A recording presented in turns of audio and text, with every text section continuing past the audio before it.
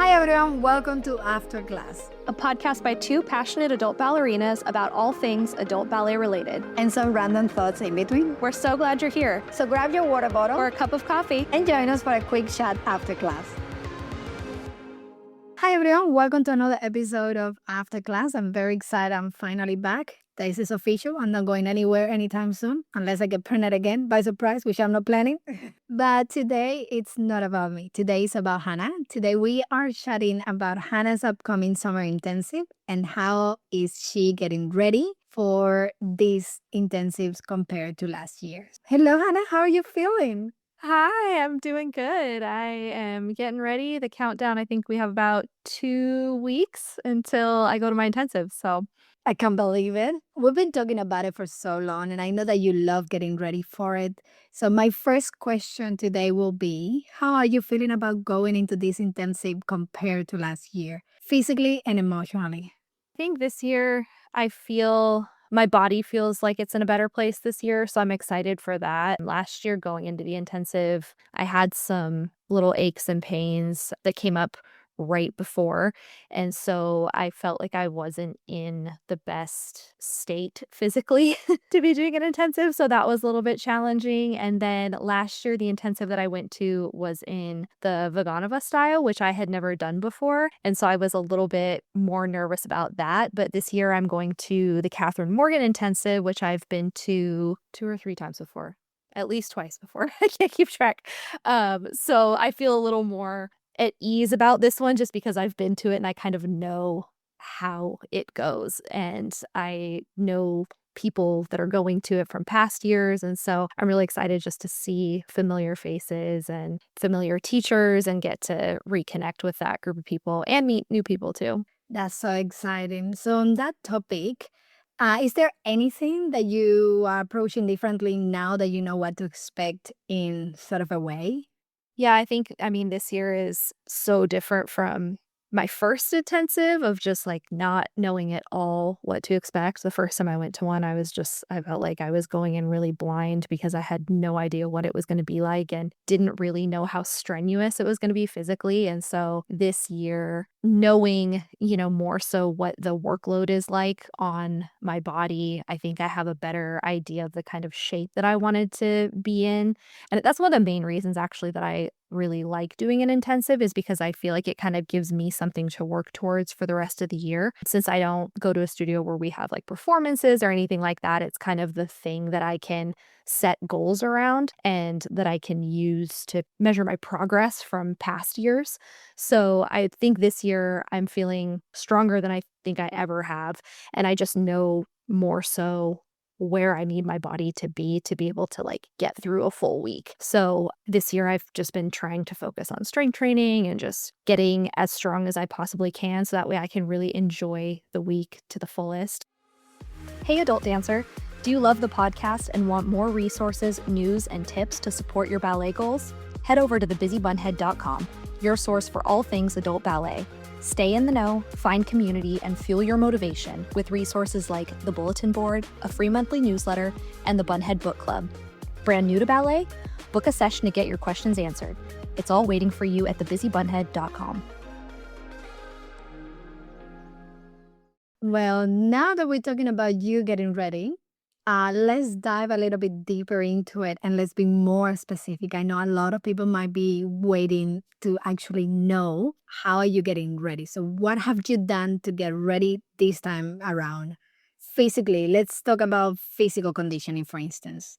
So the big difference this year is just the amount of strength training that I've been doing for the last year. At least 2 days a week, I try to add in strength training. So I've been taking online classes. I'm part of the Dancer Strong platform that belongs to Allie, who's been on the podcast, and I highly recommend. It's been great doing those workouts, doing a lot more just things like squats with holding a kettlebell, using resistance bands, a lot more core work. So I feel right now like stronger than I've ever felt. I had a moment recently where I stepped on a scale and I was like, oh my gosh, because I'm the heaviest I've ever been in my life, but I have more muscle than I Exactly. have. That's what I was going to say. That's a very big misconception sometimes. So I say that to tell people, I think sometimes you think you're getting stronger and you feel like you're looking more toned and you're really happy with your body, and then you step on a scale and you're like, "Oh my gosh, why am I actually heavier?" But it's because muscle weighs more than fat. So, I think especially as females, sometimes the scale is a really hard thing, and I actually don't recommend getting on it. Kind of just generally speaking, stay away from the scale. It was funny, I actually stepped on it to weigh something I was holding, and then, like, subtract my body weight to figure out what the weight of the thing was that I was Next holding. time, tell Anthony to do it. I was like, "Next time, it just I don't need to know, it's fine." But all that to say that, like, I think I'm part of the reason I'm at my heaviest is because I've built a lot of muscle the last year, and my body feels stronger than it probably ever has in, like, my adult life, and I've also been way more intentional this year about how I'm nourishing my body and feeding myself. So, those are probably the 2 biggest things that are different this year than past years, is just intentional strength training with weights and eating way more protein. I mean, I'm probably eating double, if not triple, the amount of protein in the last year than I ever did. So, those things alone, I think, have made a huge difference just in how I feel going into the intensive. That's pretty awesome. Now you mentioned for the past year you've been training physically, but you have been focusing also on recovery. So what did that actually look like day to day or week to week? Just so everyone has an understanding of like you're not just sitting in a couch. What does focusing on recovery looks like for you? The big one for me has been icing. Probably, oh my gosh, I don't even know. Time is such a elusive concept. Actually, you know what is interesting now that I think about it? This is one of the little nagging injuries that I mentioned at the beginning of the episode that I had going into my intensive last year, which was kind of more towards the fall last year. I think it was in September, and it was my ankle. And so in the last almost, probably 6 months, 7 months, I've been really, really committed to every single time I take a point class, I ice my feet. I put my feet in an ice bucket after class, and my ankle pain completely went away once I started doing that. And so now, even though my ankle pain has been gone, I continue to do it just as like a preventative measure and to just keep the inflammation down out of my feet and ankles. And even I try to get up as far as I can. So even my calves. For a while, I was doing like cold plunging because we had a cold plunge tank. But right now I've just been doing like an ice bucket. So that's been huge. Just icing. I think that's probably something that as you age is something I would recommend to most people. Very, very helpful. And especially if you're like me and you're preparing for an intensive or even like a performance or something like that, being even more cautious because Ali talked about this on the episode too. Like anytime you're increasing your load or your training, your risk of injury goes up so much that you really want to make sure that you're counterbalancing that with recovery. And so I've really been trying to do that this year and not just asking my body to do more, but not giving it what it needs, because I think in the past I've done that a lot where I've expected my body to do more and more and more, but not been giving it the recovery that it deserves for all the things I'm asking. So I have learned that lesson the hard way. And now I'm a little bit better about being like, okay, I'm asking you to do more. So I'm going to take better care of you. Exactly. We ask for more and we don't give it time to recover. The more we try to get physically ready, we need to understand that the body is working well, obviously harder, therefore need to have a little bit more rest than we used to. But normally we don't do that. We do totally the opposite. The more we work, the less time we allow for recovery because you want to keep working harder for longer, more days, less time for rest. I do not have time, and that's totally the opposite. Your body kind of give up at some point. And if it doesn't do it before the intensive, it's gonna do it during the intensive or after the intensive for sure. Another question is you talked about increasing the amount of protein and water, right? But how did you figure out what your body needed? So this one I really have to give my husband credit for because he has been the one that's really on me about protein and even just kind of educating me about the need for protein. I think for a really long time, and I cringe when I think back to my 20s and how much I was dancing. Then it was salsa, but dancing so much and performing and teaching and how little protein I was really eating and just like the deficiency that I was operating in. And I just kind of felt weak a lot of the time, but I think I just kind of chalked that up to being tired and didn't really realize the difference between being tired versus being underfueled and just how it kind of just makes you feel like you're just like moving through mud when you're not properly fueled. And so really for me it was like my husband, because I wasn't married in my 20s, and so when he entered my life and he was like, you do not eat even remotely close to enough for like the amount that you're dancing and what you're asking your body to do. So he's really been very instrumental in helping. So he's the chef in our family, like he's the one that does our meals. Like I do the cleaning and other stuff. So good. My husband does the cooking, and so he's committed to protein, which I really appreciate. And then just like continuing to educate myself, of like what protein really does for your body as far as helping your muscles repair. So, like when you're doing, really difficult exercise, your muscles are being stressed, and you can even have like micro tearing and things like that. And protein is what helps your muscles actually repair themselves. And I think honestly, like if I had to pinpoint one thing that was kind of the mental turning point for me with changing how I was fueling my body, was realizing that if I'm putting all this time and energy and effort into having a really good workout, like going to a ballet class, and then I'm not eating properly after, all the work that I gained in that class is for Yeah. nothing if you're not helping your body rebuild. And I think once I realized that I was literally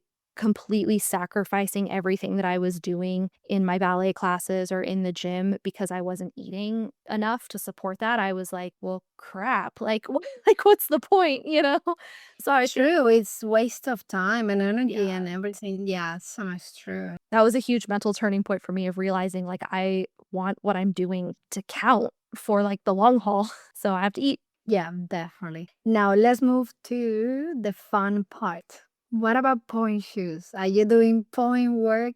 I am. I'm excited. I'm not really sure how much or how little because I think they're doing the leveling slightly different this year. So yeah, I'm excited. I'm got my point shoes ready. That was a process in and of itself, trying to pick That's pick which that's what I was shoes. gonna ask you.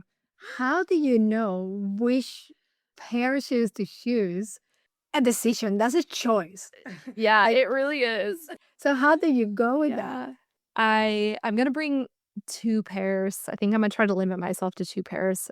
I'm gonna bring a pair that's pretty broken in, that's, like, in the really comfortable state where they're not dead yet, but they're very comfortable, and then I'm gonna bring a pair that's only a little bit broken in, so I have a harder pair, just 'cause I always feel like too, for me at least, it really depends on the content of the point classes. Like, we're doing a lot of échappés and things like that, I want a little bit of a firmer shoe for stuff Yeah. like that, but if it's more articulation work, I like a slightly softer shoe, so it'll be interesting to see if I made the right choices, but I tend to like dead shoes, and I almost really hurt myself the other day dancing on shoes that were, Oh, like, way too no. dead. You might have the option, and I would recommend to do it if you like the softer for the bar, the stronger ones for the center. But don't be silly. Don't be silly. Don't go with dead shoes. That's gonna just hurt you. So, almost getting to the end of this episode, I have few more questions. One of them is, what are you packing for the intensive? Clothes wise, fashion. What are we talking about fashion this year?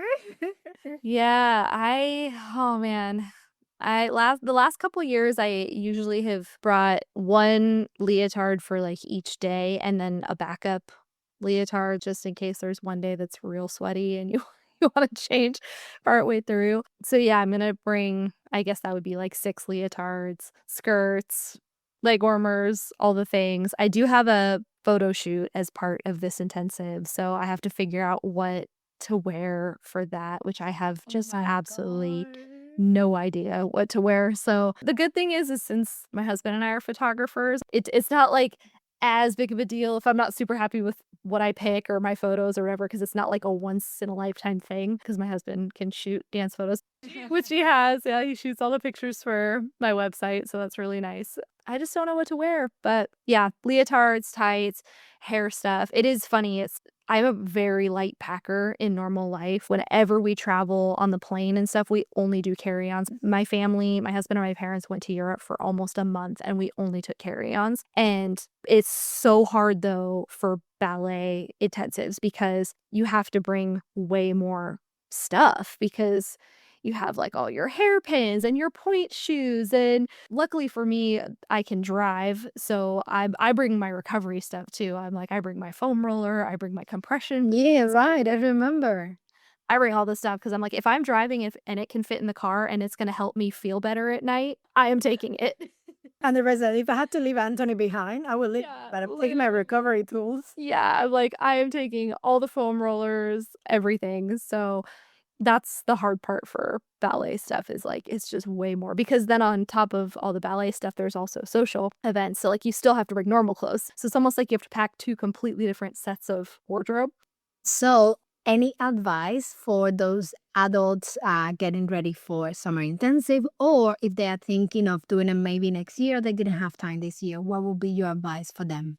And I think for any adults preparing, trying to be in a place where your body feels the best it can, whatever level you are. Like, I think one of the biggest things that I've realized the last few years is the first year I went to intensive, I was really mostly concerned about was I going to be at the right level in my ballet training? Where was I at as far as beginner, intermediate, like, level of the actual ballet classes, and I wish I would have focused more on how strong and, like, healthy my body felt instead of worrying so much about the ballet technical side of my level, if that makes Yeah, sense. exactly. So, I think that that's something I would say to people is I know it's tempting to really focus on doing as much ballet as you can leading up to an intensive because you want to be the best you can be in your classes, but at least in my experience, what being the best you can be in your classes really comes down to is how strong your body is, more so than like what level of dancer you are. Because you can be the most advanced dancer in the class, but if you are in pain or you're feeling really fatigued or you're just like not feeling great, it kind of doesn't matter. I don't know. Does that make sense? Yeah, yeah, it does make sense. It's true. It's definitely so good to learn to listen to your body. That's awesome. I can't wait to have you back from the intensive. It'll be fun to do an episode after recapping. I know a lot of people are starting to jump on board with intensives. It's really fun to see that even just in the Instagram community. I'm seeing more and more people going to intensives because more and more are being offered. And so they're becoming more accessible. People don't have to Yeah. travel as far. They don't have to spend as much. It doesn't have to be as long because people are offering intensives at now different lengths of time, different price points. And so it's really fun to kind of see that variety entering the scene. Yeah. And so more people can experience intensives and what they're really like. So excited to be able to share my experience. Unfortunately, this is the last Catherine Morgan intensive. I enjoy this intensive. Get everything you get out of it, not just making new friends or learning new steps, but just really enjoying your time because this is something that you have been looking forward for the last year, getting ready. And so don't just go with the physical and mental readiness from the ballet point of view, but also to enjoy as a social activity that you've been looking forward to. Yeah, that's honestly the best part of going to intensives to me is getting to just connect with other people and be in a room full of other adults that are just so excited to take a week to do ballet. Everyone is just so happy to be there, and it's just such a fun experience. Yeah, I can't wait. That's gonna be pretty awesome. Yeah. So thank you, Hannah, very much for sharing with us. I can't wait to see all the photos, all the videos. I hope that you share your social media. Lots of the videos. I'm gonna be living this intensive through you.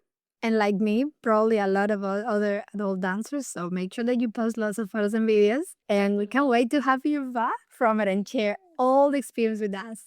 We really hope that you guys enjoyed the episode. And if you did, we would love it if you could take a minute to leave us a review. It really helps other adult dancers to find the podcast. And we read every single one and love and appreciate when we get them. So if you guys would do that for us, we would really appreciate it. See you next week for a brand new episode. See ya. Thank you for listening to After Class. Join the community on YouTube and Instagram, or come dance with us in our weekly Zoom classes for adult ballerinas like you. Links included in the episode description. Special thank you to our sponsors. See you next time after class. Podcast produced by Mission Bridge Media.